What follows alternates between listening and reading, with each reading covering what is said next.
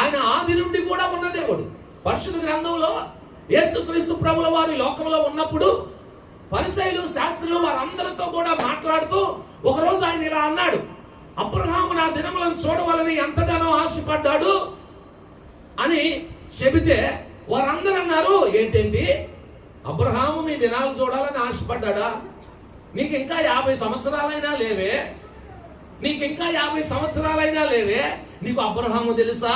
మన పితరుడైన అబ్రహాము నీకు తెలుసా అని యేసు ప్రభువుని ఎగతాళి చేస్తూ వారందరూ అంటున్నారు, నీకు ఇంకా 50 సంవత్సరాలు లేవే, 1000 సంవత్సరాల క్రితం ఉన్న అబ్రహాము నీ దినములు చూడాలని చెప్తున్నావా అని యేసు ప్రభుతో వాదిస్తున్నప్పుడు యేసు ప్రభు అన్నాడు, నేను అబ్రహాము కంటే ముందు ఉన్న దేవుడు. దేవునికి స్తోత్రం చెప్పండి. హల్లెలూయా, హల్లెలూయా.